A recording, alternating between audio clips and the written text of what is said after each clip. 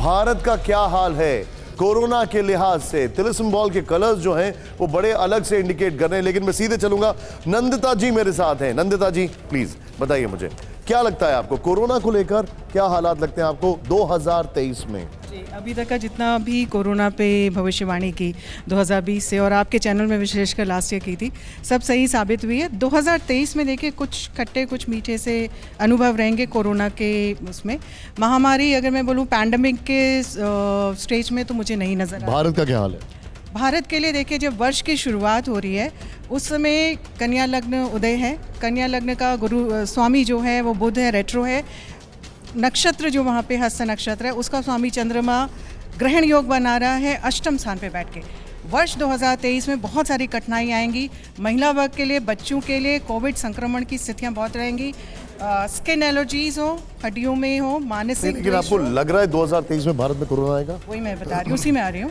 ये सारे इम्पैक्ट मैं भारत के लिए बता रही हूँ कि ये सारी चीज़ें जो फीमेल्स हैं, बच्चे हैं, मानसिक रोग होंगे, पैनिक अटैक्स होंगे, ये ज़्यादा एग्रेवेटेड होंगे।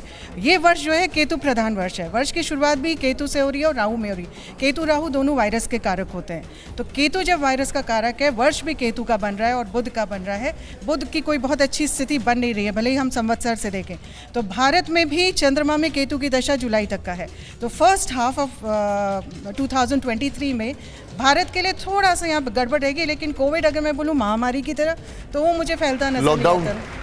लॉकडाउन की जो बात करें, देखिए शनि और प्लूटो में हमेशा बोली जब भी होते हैं महामारी का कारक होते हैं। जनवरी में सेपरेट हो रहे हैं, लेकिन जून से लेके 4 नवंबर तक का शनि दोबारा से वक्री होंगे, दोबारा से प्लूटो का सानिध्य उनको मिलेगा, तो वहाँ पे थोड़ा सा लॉकडाउन की स्थिति बन सकती है, पर उतनी नहीं होगी। महामारी में जनमानस। ठीक है ठीक है, आपने प्लीज नंदिता जी बैठिए।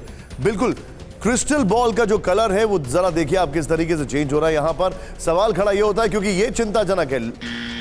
रेड, ये रेड करना है ग्रीन करना है नंदिता जी? रेड यानी खराब खबर, ग्रीन यानी गुड न्यूज।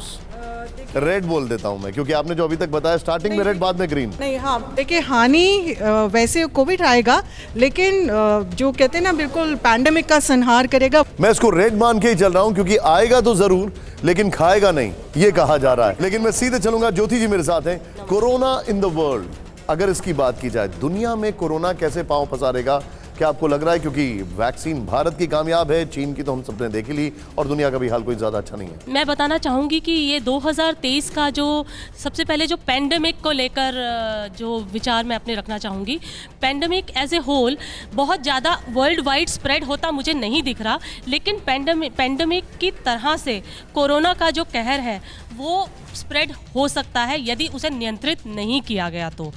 क्योंकि जब कोरोना इरप्ट हुआ था 2020 में, क्योंकि मैं एक फेंगशुई मास्टर भी हूँ और फेंगशुई के हिसाब से उस साल बहुत क्लियरली प्रेडिक्टेड था।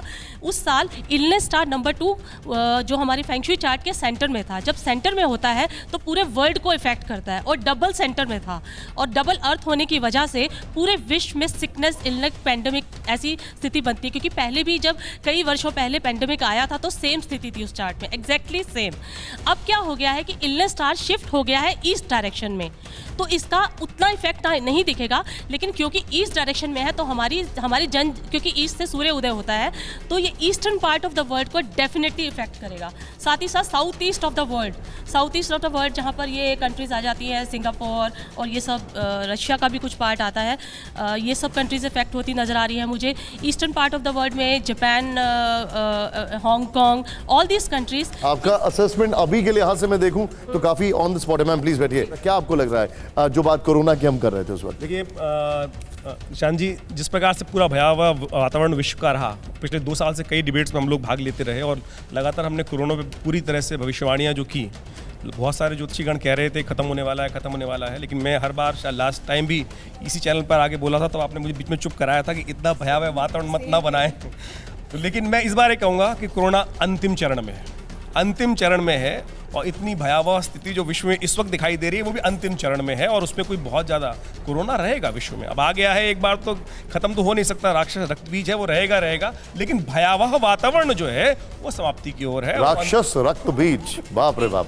मेरा कहने का मतलब यह है कि हाँ, कोरोना तो ख़त्म हो चुका है। ये जो म्यूटेशन है इसका कोई अर्थ नहीं है, इसका कोई वायरस का एक वायरस है वो कहीं ख़त्म नहीं हो सकता, लेकिन कोरोना ख़त्म हो चुका है। ये बात में आप अपने नॉर्मल, आपको लग रहा है खत्म हो चुका है? बिल्कुल ख़त्म हो ओके ओके मैम, दीपा जी। हाँ, मैंने भी सेम यही प्रेडिक्शन की थी। आप लास्ट ईयर की अगर वीडियो उठा के देखेंगे तो मैंने कहा था 2023 तक कोरोना कहीं नहीं जा रहा, तो आपने कहा 2023, तो अब आप देख लीजिएगा कि कोरोना फिर से आएगा।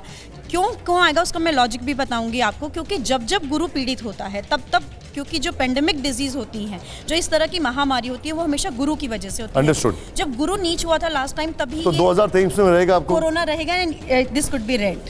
दिस कुड बी रेड, ये बता रही हैं कि ये लाल हो जाए क्योंकि 2023 में भी कोरोना रहेगा।